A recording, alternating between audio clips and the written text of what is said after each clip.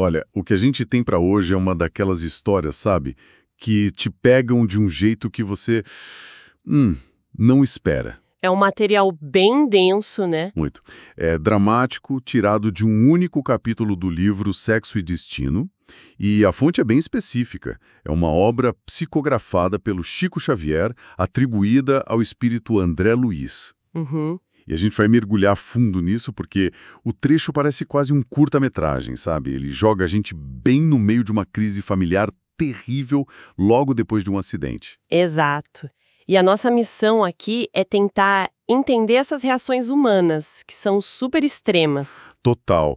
Culpa, frieza, compaixão e como, às vezes, o socorro vem de onde a gente menos imagina mesmo. Pois é. E é bom a gente situar a cena. Estamos num ambiente hospitalar, super tenso. Uma jovem, a Marita, tá entre a vida e a morte. E o acidente, pelo que o livro dá a entender, tem cara de tentativa de suicídio, né? Interessante, e acho que vai ser nosso foco aqui, não é só o drama da Marita em si, mas o que acontece com as pessoas em volta. Especialmente o pai, o Cláudio Nogueira, que tá em frangalhos, e uma outra figura que começa a história de um jeito bem sombrio, um tal de Moreira. Certo, então vamos começar por ele. Pelo pai, o Cláudio Nogueira. O estado dele é o ponto de partida de tudo, né? Com certeza, ele tá se sentindo, assim, um monstro da história. Totalmente convencido de que a culpa pelo que aconteceu com a filha é dele.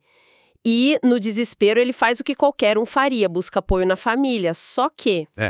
Ele começa a fazer uns telefonemas e é aí que o drama dele só piora. A conversa com a esposa, a dona Márcia, é difícil até de descrever. é de uma frieza que corta. Porque ele liga desesperado, contando que a filha tá morrendo, e a resposta dela é quase burocrática. Irritada. Ela joga na cara dele um monte de desculpas banais pra não ir ao hospital. Uma mais absurda que a outra. É inacreditável. Ela fala que precisa sair pra comprar linhas para um bordado. Diz que a Marita sempre foi exagerada, que gostava de ostentação, de ridículo. Nossa. E tem uma frase que ela solta que é de uma crueldade. Ela diz que preferia tricotar a fazer a adulação para uma filha que não era dela, porque a Marita era adotiva. Pois é, tem esse detalhe ainda. E pra fechar, ela desliga com: bem, Cláudio, tudo isso é problema seu. É uma violência psicológica. Brutal. É brutal. E o que a obra faz aqui é muito interessante. Ela estabelece um contraste imediato. A família, que deveria ser o pilar, se mostra um deserto. Uhum. A narrativa chega a dizer que a dona Márcia sentiu um alívio mal disfarçado com a possibilidade da morte da enteada, porque, enfim, tiraria um problema da vida dela. Que coisa horrível. Mas aí, logo em seguida, o Cláudio liga pro chefe no banco, super sem graça para pedir uns dias de folga, e a reação é o oposto completo. O chefe dá todo o apoio, né? Todo. Ele não só concede as férias na hora, como diz: eu também sou pai, sei o que é isso, vai, fique tranquilo, qualquer coisa me ligue. Essa inversão é muito forte. O que a obra está querendo dizer com isso? Que os laços de sangue não significam nada? Ou é uma crítica a essa estrutura familiar baseada em aparências? Acho que é mais a segunda opção, sabe? A narrativa parece defender que a verdadeira família se forma por afinidade, por compaixão genuína e não por convenção social. Faz sentido. O chefe, que é uma figura de fora do círculo íntimo, demonstra mais humanidade que a própria esposa. A obra expõe essa fragilidade de uma família construída sobre ressentimento. É uma crítica bem contundente a esse teatro social. Total. E, enquanto isso, a culpa do Nogueira é descrita de um jeito quase físico, né? O texto fala que as memórias dos delitos do passado voltam com tudo. Principalmente a lembrança da Aracélia, a mãe biológica da Marita. Exato. E a culpa tão esmagadora que ele chega a pensar em se matar se a filha morrer. O autor está usando isso só como um recurso literário para mostrar o sofrimento ou tem uma tese espiritual por trás? Tipo, de que a culpa tem um efeito concreto? Excelente pergunta. Na visão do livro, não é só um recurso literário, não. A culpa é retratada como uma força ativa. O texto descreve como se uma lâmina esfogueada estivesse cravada no peito dele. Nossa, que imagem forte. Dentro da lógica espírita da obra, O pensamento, o sentimento, eles têm consequências diretas energéticas.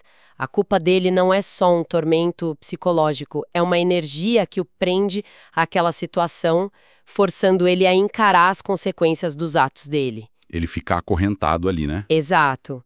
Ele, que sempre fugiu das responsabilidades afetivas, agora está acorrentado à beira do leito. É a lei de causa e efeito em ação, de forma implacável. Ok. Então, enquanto a família se revela essa fonte de abandono e o pai se afoga em culpa, a narrativa nos puxa para uma outra cena, acontecendo ali no mesmo quarto, quase em paralelo. E essa cena é chocante, mas por um motivo totalmente oposto. É onde entra a figura do Moreira. Exato. Que no começo é descrito como o perseguidor da véspera. Isso. A história estabelece que o Moreira era um espírito que estava obsidiando, perseguindo a Marita. No início, outros espíritos ali demonstram até repulsa pela jovem por causa da tentativa de suicídio. Mas com o Moreira, acontece algo completamente inesperado. Ele passa por uma transformação radical. É uma virada de 180 graus, né? Total. Ele vai de uma figura ameaçadora para um cuidador com uma dedicação que comove. A descrição no livro é muito gráfica, muito visceral. É mesmo. E o que a obra sugere com isso é fascinante. A transformação do Moreira não é mágica, não é um milagre que cai do céu. Não. Não. Ela é ativada por uma ação física, por um gesto de cuidado no momento de maior degradação da outra pessoa. O autor parece argumentar que a compaixão não é um sentimento abstrato, que a gente decide ter, mas uma prática. Entendi. A ação vem antes. Exatamente. Ao se colocar a serviço, ao cuidar daquele corpo ferido e sujo, algo dentro dele se reconfigura. A redenção dele começa pelo serviço, não por um arrependimento passivo. Nossa, essa leitura muda tudo. Quer dizer que o ato de cuidar, de se doar fisicamente, tem o poder de transformar até um inimigo? É o que o livro sugere.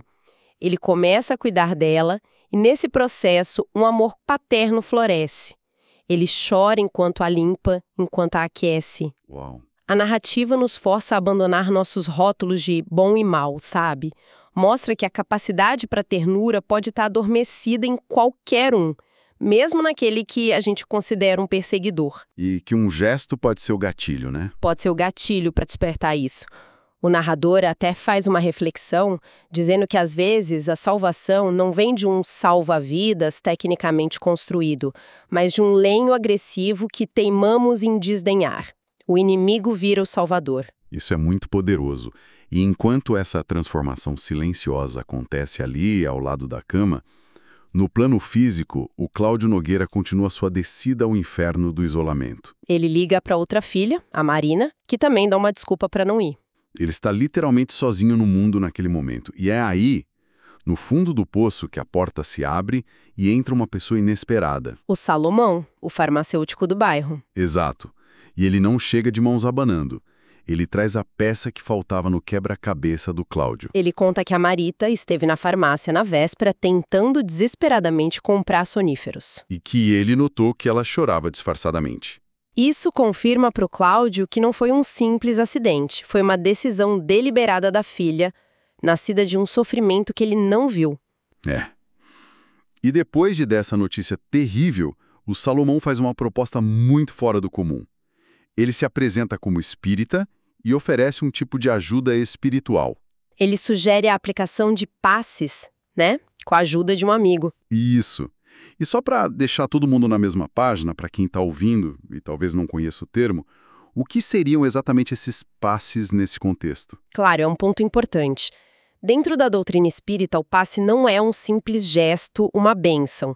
É entendido como uma transmissão de energias, que alguns chamariam de bioenergia ou magnetismo, de uma pessoa para outra. Ok. O objetivo é reequilibrar o campo energético do paciente, promovendo a calma e auxiliando na cura tanto do corpo físico quanto do espiritual. É visto como uma terapia complementar, geralmente associada à oração. Perfeito, ótima explicação. E o mais incrível é a reação do Nogueira, um homem que, como o texto diz, nunca teve contato com religião. No desespero total, ele aceita na hora. É impressionante, né? Como uma situação limite pode derrubar todas as nossas barreiras de ceticismo. Completamente. O desespero dele é tão grande que qualquer fiapo de esperança é bem-vindo. A necessidade de ajuda se torna maior que qualquer preconceito. E tem outro detalhe fantástico: a reação do médico. Ah, sim. Quando Nogueira, todo sem jeito, pede permissão, o médico, um homem da ciência, responde com uma compaixão enorme. Diz que o quarto do hospital é uma extensão da casa do Nogueira e que ele tem todo o direito de dar à filha o amparo que achar melhor. É um momento de uma humanidade que transcende qualquer debate entre ciência e fé. Lindo mesmo. É lindo. E aí entra em cena o amigo do Salomão, o Sr. Agostinho. E, para surpresa do Nogueira, ele o conhece. É um comerciante respeitado, cliente do banco onde ele trabalha. Mas o Agostinho age com uma naturalidade, uma simplicidade que desarma o Nogueira completamente. Ele não está ali como cliente, mas como alguém que veio ajudar. Exato. E a chegada dele solidifica essa nova rede de apoio que se forma do nada. Ele não julga, não faz perguntas, ele simplesmente ouve o relato do pai com atenção e se põe a orar. E a descrição do passe é de uma entrega total, né? Total. Ele pede amparo a Jesus e, segundo o texto, parece transferir as próprias energias vitais para a jovem. E o resultado que Aurobilan narra é impressionante. Diz que a melhora na Marita é visível e imediata. A respiração dela se acalma, o corpo relaxa e ela finalmente consegue entrar num sono tranquilo. Um momento de alívio no meio do caos. Total. E a cena termina de um jeito muito simbólico. Depois de tudo, ao saber que Nogueira não tinha nenhuma crença, o Agostinho simplesmente oferece a ele um livro que tinha trazido num pacote. O Evangelho segundo o Espiritismo. Exato. E se a gente olha para o capítulo como um todo, o que temos é um quadro de desmoronamento completo, seguido por uma reconstrução inesperada. A estrutura que o Cláudio Nogueira achava que era sua base, a família, Desaba. se revela uma farsa.